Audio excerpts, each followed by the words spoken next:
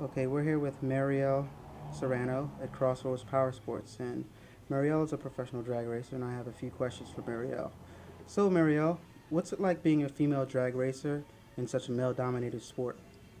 It's very fun and it's very challenging because you mean more and more females are getting into it every day, which is great. But when I first started out, I was one of the only female drag racers out there in a male-dominated sport, and I actually thrived and moved up throughout the ranks to earn my respect, where people were just looking at me like, oh, she's nobody or whatever. And I mean, once I start pulling out times and racing up against competitive people and actually beating them, they started giving me more and more respect. And I really took that to heart, and I really said, damn, this is really hard. And I wanted to put all my efforts from that point on into making sure that females were respected in the motorcycle community, were out there, were given a chance with drag racing, and really making female drag racing a big thing that it is today.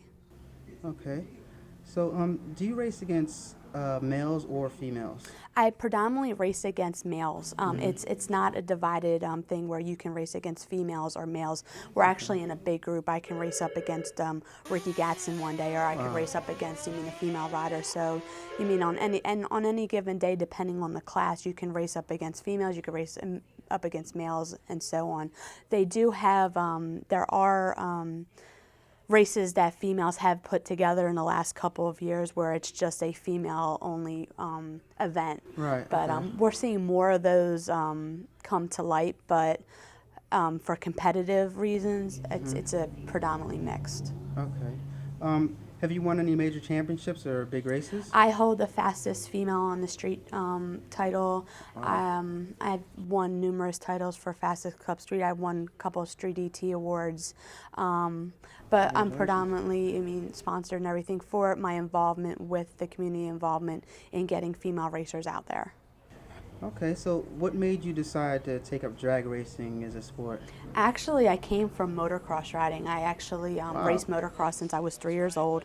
I competed in high levels in motocross, going to Loretta Lynn's, placing top 10, which is like the highest competitive event that you could go to without being pro. And we started sponsoring Ricky Gatson here at the shop back when I was about 16 years old, and he saw me racing motocross, and he was like, "You got to come to the drag strip. I gotta teach you how to drag race." And from my motocross skills, into drag racing, I really showed a lot of potential. And he was like, "This is what you need to do," and that's when I transitioned over from motocross to drag racing. Okay. What's the most dangerous situation you've ever been in while racing?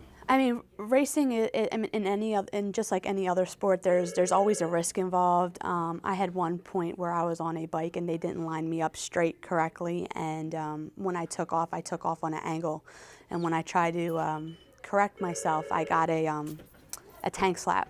And I had it really bad, and I went all the way down the track. I eventually got it under control. I still stayed on two wheels, which is great, but that was probably my most scared that I've ever gotten. I kissed the ground when I got off. I was scared. But like I said, and it was a close call, but when your reaction kicks in, people are like, well, what do you do in that situation? And I'm like, you know what, I didn't even think about it. I just reacted. And just from being on bikes all my life, I reacted, and I stayed calm, and I got myself out of it, which is good. Wow. Now, have you ever crashed your bike?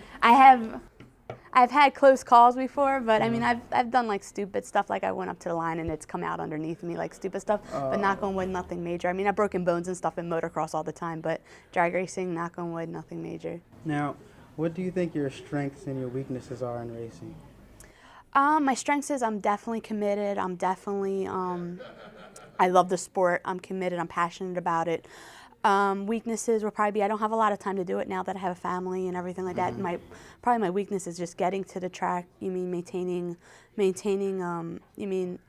the dedication to practicing and that kind of stuff with kids and work and everything. It's kind of hard to get out there, but I do make it a point to get out there in season at least once a week and get out there and ride and do something with some kind of involvement with doing it.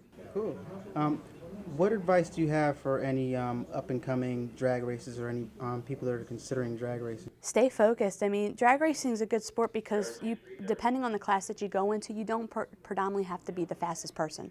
You mean you could be the most consistent with time trials. You can be the fastest. You mean everybody that I have ever known has started from the bottom and worked their way up to the top. I've seen people that had the slowest times and now they're running the fastest times. Just keep with it, because the more practice that you get, the better that you can get. So don't get discouraged. You mean there's always different levels of drag racing that you can get into, and as long as you're passionate about it and focused on it, trust me, you're going to do great.